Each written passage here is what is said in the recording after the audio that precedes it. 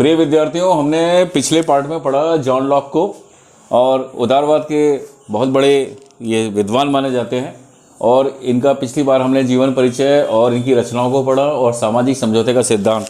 तो लॉक का जो मनुष्य है वो बहुत अच्छा है, ईश्वर के द्वारा निर्मित है, इसलिए वो अच्छाइयों का पुतला है, उसके अंदर बुराइयां है ही नहीं। जैसे हॉब्स कहता है कि मनुष्य एक बहुत दुष्ट है और मनुष्य पार्श्विक प्रवृत्ति वाला है और पतित है। लेकिन मजे की बात यह है कि दोनों उस व्यवस्था से निकले हैं जहां हॉब्स को मनुष्य की बुराई नजर आई और लॉक को लोगों का सद्भाव, सहयोग, प्रेम नजर आया। तो पहला पार्ट हमने पढ़ा। अब दूसरा पार्ट जो है वो हम पढ़ रहे हैं लॉक के राज्य की विशेषताएं, और फिर हम लॉक की आलोचनाओं को पढ़ेंगे। लॉक के राज्य की विशेषताओं को हम लोग पढ़ तो लॉक के राज्य की विशेषताएं हम लोग अगर समझते हैं तो लॉक ने सामाजिक समझौते के आधार पर जिस राज्य की स्थापना की है और राज्य के संबंध में जो विचार व्यक्त किए हैं उसको अगर हम पढ़ें तो पहली बात आती है कि राज्य मानव कल्याण का एक साधन मात्र है। लॉक की विचारधारा के अंतर्गत व्यक्ति को साध्य और राज्य को मात्र एक साधन की स्थिति प्रदान की गई है। राज्य व्यक्ति के लिए है, व्यक्ति राज्य के लिए नहीं। लॉक कहते हैं शासन का उद्देश्य समुदाय का कल्याण है। आदर्शवादी विचारकों के समान लॉक राज्य को किसी प्रकार की रहस्यात्मक श्रेष्ठता प्रदान नहीं करता। वह तो व्यक्ति के जीवन, स्वतंत्रता और संपत्ति की रक्षा का एक साधन मात्र है। राज्य का महत्व उस सीमा तक है जिस सीमा तक वह उस लक्ष्य की प्राप्ति करता है। दूसरा है राज्य का आधार है जन सहमति। लॉक की राज्य संबंधी विचारधारा का ये प्रथम और अंतिम स्वर जन सहमति है। लॉक ने राज्य की उत्पत्ति के संबंध में समझौता सिद्धांत को अपनाया है, जिसका मूल विचार है कि राज्य की स्थापना जन सहमति के आधार पर हुई है, पब्लिक ओपिनियन। इसके अतिरिक्त लॉक का राज्य वर्तमान परिस्थितियों में जन सहमति पर ही टिका हुआ है। उसके अनुसार जनता राज्य की आज्ञाओं का पालन इसलिए करती है कि राज्य की सत्ता जन सहमति पर आधारित है और राज्य की आज्ञाओं का पालन करना जनता के हित में है। किंतु यदि शासक वर्ग केवल अपने स्वार्थों को ध्यान में रखते हुए मनमाना शासन करने की प्रवृत्ति को अपनाएगा तो ऐसी परिस्थिति में जनता शासन की आज्ञाओं का पालन करने के लिए बाध्य नहीं होगी। नेक्स्ट आता है सीमित सत्ता वाला राज्य। लॉक के राज्य की एक विशेषता यह है कि उसे सीमित शक्तियां ही प्राप्त है, निरपेक्ष या असीमित सत्ता नहीं। स्वयं लॉक कहते हैं राज्य को निश्चित उद्देश्यों की प्राप्ति हेतु न्यासधारी शक्तियां ही प्राप्त हैं, अर्थात उसकी शक्ति लोक कल्याण के लक्ष्य की सिद्धि के लिए हैं। जिस साधन के आधार पर सरकार के द्वारा अपनी शक्तियों और अधिकार प्राप्त किए हैं उसे संविदा, कॉन्ट्रैक्ट कहकर नहीं बोलता है, वह उसे ट्रस्ट कहता है। ट्रस्ट में क्या भाव है? सरकार की शक्तियां सीमित हैं और यदि सरकार ट्रस्ट की सीमाओं का उल्लंघन करती है तो समाज को अधिकार है कि वह सरकार को भंग कर दे। सरकार की शक्ति पर सबसे प्रमुख सीमा प्राकृतिक कानून और प्राकृतिक अधिकारों की है, जिनके विरुद्ध राज्य के विरुद्ध द्वारा कोई भी कार्य नहीं किया जा सकता। लॉक शासन की सीमित सत्ता पर अधिक बल देता है और उसकी रचना शासन पर जो 2 निबंध है, टू ट्रीटीज एज गवर्नमेंट, में कहीं पर भी वे संप्रभुता शब्द का प्रयोग नहीं करता। संभवतः लॉक की राजनीतिक जीवन का सबसे प्रमुख लक्ष्य शासन की सत्ता को मर्यादित करना है। चौथा है संवैधानिक राज्य। लॉक एक संवैधानिक राज्य का प्रतिपादक है जिसके अंतर्गत विधि के शासन, रूल ऑफ लॉ को अपनाया गया है, मनमाने शासन को नहीं। लॉक राज्य में विधि को सर्वाधिक महत्वपूर्ण मानता है और शासक तथा शासित दोनों को समान रूप से उचित विधियों के पालन का निर्देश देता है। वह स्पष्ट करता है कि जहां कानून का अंत होता है वहीं अत्याचार प्रारंभ हो जाता है। यद्यपि लॉक शासन के द्वारा स्वविवेकी और संकटकालीन शक्तियों के प्रयोग को स्वीकार करता है, लेकिन उसका कथन है कि ये शक्तियाँ विधि के शासन की पूरक ही हैं, विकल्प नहीं। इसलिए शासक के द्वारा इन शक्तियों का प्रयोग अपवाद रूप में और विशेष परिस्थितियों के अंतर्गत ही किया जाना चाहिए। नेक्स्ट है निषेधात्मक राज्य का प्रतिपादन। तो कार्यों की दृष्टि से लॉक का राज्य एक निषेधात्मक राज्य है, सकारात्मक राज्य नहीं। लॉक के राज्य का उद्देश्य व्यक्ति के जीवन, स्वतंत्रता और संपत्ति की रक्षा करना मात्र है, उसके चरित्र को सुधारना या नैतिक उत्थान करना नहीं। अपने लेटर्स ऑन टोटलिटेरियन में उसके द्वारा स्पष्टता इस बात का प्रतिपादन किया गया है कि राज्य व्यक्तियों के नैतिक विकास की क्षमता नहीं रखता और न ही उसके द्वारा ऐसे प्रयास किए जाने चाहिए। तो लॉक का राज्य व्यक्तियों के कल्याण के लिए निर्मित, सीमित और संवैधानिक सत्ता वाला तथा जन सहमति पर आधारित राज्य है। अब हम देखते हैं लॉक को क्रांति या राज्य के विरोध के अधिकार को भी बात करता है। उसके अनुसार राज्य के शासन की शक्ति सीमित है और उसे एक न्यासी ट्रस्टी के रूप में ही शक्ति है। इसके अतिरिक्त राज्य तथा शासन की ये शक्ति जन सहमति पर आधारित है। जब जनता ये अनुभव करे कि व्यवस्थापिका मतलब सरकार उसमें रखे जाने वाले विश्वास के प्रतिकूल कार्य कर रही है, तो जनता को ये सर्वोच्च अधिकार प्राप्त है कि वह उसे हटा दे या बदल दे। अब लॉक जो है प्राकृतिक कानून, प्राकृतिक अधिकार और व्यक्तिगत संपत्ति के बारे में बात करता है। और लॉक ने सामाजिक समझौते में जिस प्राकृतिक अवस्था का उल्लेख किया है, उसकी विशेषता यह है कि उसमें प्राकृतिक नियम और प्राकृतिक अधिकार विद्यमान हैं।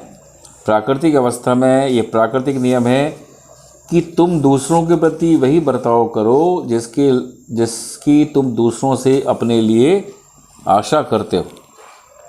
तो प्राकृतिक कानून से भी अधिक प्रमुख रूप से लॉक प्राकृतिक अधिकारों पर बल देता है। प्राकृतिक अवस्था अधिकार विहीन व्यवस्था नहीं थी, वरन प्राकृतिक अवस्था में व्यक्तियों के अधिकार थे और प्रत्येक व्यक्ति अन्य व्यक्तियों के अधिकारों का सम्मान करता था। प्राकृतिक अवस्था में व्यक्तियों को 3 अधिकार थे: जीवन का, स्वतंत्रता का, संपत्ति का। तो लॉक के जो विचार हैं वो वास्तव में बहुत ही अच्छे विचार हैं, और लेकिन इसके आलोचक भी हैं। तो लॉक के जो आलोचना की जाती है तो वो निम्न प्रकार से है। नंबर 1, प्राकृतिक अवस्था का चित्रण भ्रमपूर्ण है। लॉक का प्राकृतिक अवस्था का चित्रण नितांत भ्रमपूर्ण और हॉब्स से भी अधिक वास्तविकता से दूर है। ऐतिहासिक और दार्शनिक दोनों ही दृष्टिकोणों से यह मान्य है। प्रारंभिक जन समुदाय कभी भी इतना शांत, सामाजिक और नैतिक नहीं रहा है जितना कि लॉक के द्वारा समझा गया है। लॉक के समान प्राकृतिक अवस्था को आदर्श नहीं माना जा सकता। इसके द्वारा यह भी प्रश्न उपस्थित होता है कि यदि प्राकृतिक अवस्था ऐसे ही आदर्श थी तो फिर राज्य के निर्माण की आवश्यकता क्यों पड़ी। नेक्स्ट है, राज्य की स्थापना का उद्देश्य मात्र भौतिक नहीं। लॉक के अनुसार व्यक्तियों के जीवन, स्वतंत्रता तथा संपत्ति की रक्षा के लिए राज्य का निर्माण किया गया। इससे तो ऐसा लगने लगा कि राज्य और समाज का संबंध व्यक्तियों के नैतिक विकास से न होकर उसके भौतिक विकास से। इसलिए ये दृष्टिकोण ना तो सही है, ना ही वांछनीय। फिर है प्राकृतिक अधिकारों की धारणा त्रुटिपूर्ण। लॉक ने प्राकृतिक अवस्था में प्राकृतिक अधिकारों की धारणा का जो प्रतिपादन किया है उसे हम नहीं मान सकते। सेबाइन कहते हैं, इस बात का कोई अनुभूति सिद्ध प्रमाण नहीं है कि सामाजिक तथा राजनीतिक संबंधों से अलग भी व्यक्ति के जीवन, स्वतंत्रता तथा संपत्ति के प्राकृतिक अधिकार होते हैं। एक अन्य बात यह है कि स्वतंत्रता तथा संपत्ति के प्राकृतिक अधिकारों पर लॉक ने जो बल दिया है उसे ऐसा लगता है मानो ये अधिकार निरपेक्ष हो। ये दो अधिकारों की इस निरपेक्षता को हम स्वीकार नहीं कर सकते। यह लॉक की इस धारणा से भी मेल नहीं खाती कि व्यवस्था अंग को समाज में सर्वोच्च शक्ति प्राप्त होनी चाहिए। नेक्स्ट है, संपत्ति संबंधी विचार असंगतपूर्ण। लॉक के संपत्ति संबंधी विचार भी असंगतियों से भरपूर हैं। ये तो एक ऐसी दुधारी तलवार है जिसमें निर्धन वर्ग के स्वार्थों का भी हनन हुआ है और पोषण भी। उसका तात्कालिक उपयोग तो पूंजीपतियों और जमींदारों के स्वार्थों साधन में हुआ। बड़े बड़े भूस्वामियों ने इतनी ज़मीन घेर ली है, उसके द्वारा हमने अपना श्रम मिश्रित कर लिया है, इसलिए ये हमारी है, ऐसा कहकर उन्होंने अपनी ज़मींदारियाँ बना ली और किसानों को बेदखल करके वहाँ भेड़ बकरी चराने की चारागाहें बना ली। इस प्रकार सर्वसाधारण के हितों का हनन हुआ और श्रम सिद्धांत का आश्रय लेकर कार्ल मार्क्स ने साम्यवाद का समर्थन किया 19वीं सदी में और धनिकों की संपत्ति को चोरी का परिणाम घोषित किया। नेक्स्ट है निरंतर क्रांति की आशंका। लॉक ने लिखा है कि यदि सरकार जनहित के विरुद्ध कार्य करे तो जनता के द्वारा विद्रोह करके सरकार को पदच्युत किया जा सकता है। इसके अतिरिक्त जनता को ही सरकार के कार्यों की जांच करने का अधिकार दे दिया गया है। तो ऐसी अवस्था में लॉक का दर्शन जनता के लिए विद्रोह का लाइसेंस बन जाता है और सरकार के पास अपनी रक्षा के कोई साधन नहीं रहते। नेक्स्ट है राजसत्ता विभाजित नहीं होती। तो लॉक के विवेचन से ऐसा प्रतीत होता है कि राजसत्ता व्यक्तियों तथा राज्यों में बटी हुई है, किंतु वास्तव में राजसत्ता विभाजित नहीं होती। नेक्स्ट है वैधानिक राजसत्ता को महत्व नहीं। लॉक के दर्शन में एक गलती यह है कि वह वैधानिक राजसत्ता को कोई महत्व नहीं देता। गिलक्राइस्ट लिखते हैं हॉब्स ने राजनीतिक सत्ता को अस्वीकार करते हुए वैधानिक राजसत्ता का प्रतिपादन किया है। लॉक ने राजनीतिक राजसत्ता की शक्ति को स्वीकार किया है पर वैधानिक राजसत्ता को मान्यता नहीं दी है। लॉक ये देखने में भी असफल रहा है कि क्रांति चाहे कितनी भी वांछनीय हो कभी भी वैध नहीं मानी जा सकती। और इसके अलावा लॉक प्रभुसत्ता की प्रकृति अथवा स्थिति को भी स्पष्ट नहीं करता है।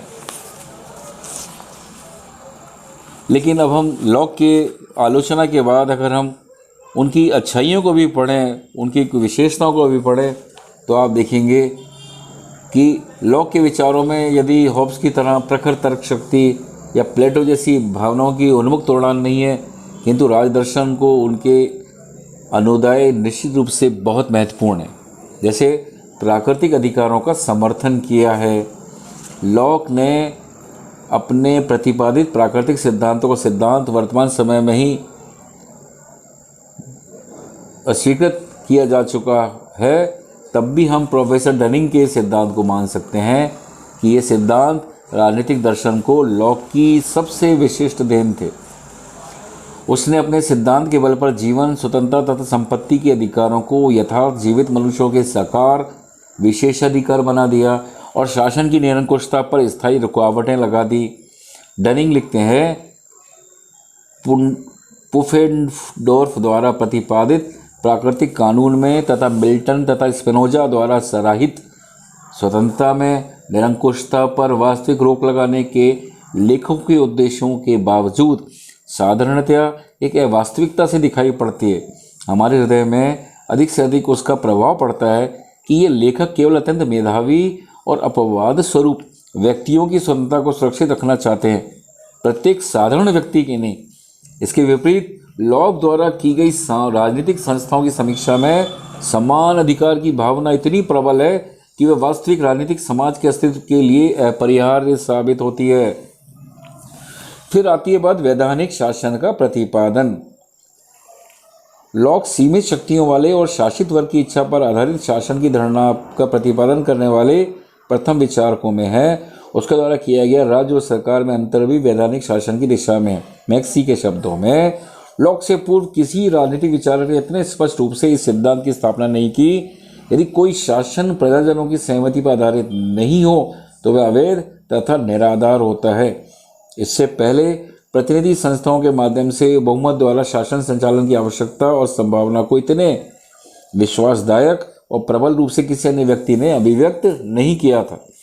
नेक्स्ट है शक्ति पृथक्करण सिद्धांत का दिशा निर्देश। लॉक ने यद्यपि सिद्धांत की विधिवत विवेचना नहीं की, लेकिन लॉक ने सर्वप्रथम इस बात का प्रतिपादन किया है कि व्यक्ति स्वतंत्रता के साधन के रूप में शक्ति पृथक्करण के सिद्धांत को अपनाया जाना चाहिए। नेक्स्ट है व्यक्तिवाद का पथ प्रदर्शक। उसके अनुसार यदि राज्य जनहित के विरुद्ध कार्य करे तो जनता शासन में परिवर्तन ला सकती है। ये विचार आधुनिक व्यक्तिवाद के आधार बने। नेक्स्ट है उपयोगितावाद की प्रेरणा। उपयोगितावाद का मूल दर्शन भी लॉक की एक देन है। उसका विचार है कि मनुष्य के सभी कार्य सुख की प्राप्ति और दुख के निवारण के लिए होते हैं और नैतिक सिद्धांतों का पालन भी सुख प्राप्ति के लिए होता है। तो राजनीति के क्षेत्र में सर्वप्रथम उसने ही सामान्य आनंद की बात की, जो आगे चलकर बेंथम ने प्रभावित करके अपने विचार लिखे। नेक्स्ट है धार्मिक सहिष्णुता का प्रतिपादन। लॉक ने धार्मिक सहिष्णुता का प्रतिपादन कर वर्तमान समय के धर्मनिरपेक्ष राज्य का पथ प्रदर्शित किया है, इसलिए उसकी विचारधारा अत्यंत प्रगतिशील है। तो ये हमने लॉक को पढ़ा है, और लॉक जो है 18वीं सदी तक उसके बाद के राजनीतिक विचारों और शासन संबंधी कार्यों में उसका बहुत बड़ा प्रभाव रहा। और अंत में हम बताते हैं प्रोफेसर मैक्सी का ये कथन बिल्कुल सत्य है कि निर्माण करने वाला हाथ कहीं वालपोल का, कहीं जेफरसन का, कहीं गैम्बेटा का और कहीं कैबूर का था, किंतु प्रेरणा निश्चित रूप से लॉक की थी। The shaping hand was that of a Walpole, a Jefferson, a Gambetta और Cavour. The voice was invariably the voice of Locke. ये मैक्सी ने कहा है। इससे ही हमें पता लगता है उसकी महानता। धन्यवाद।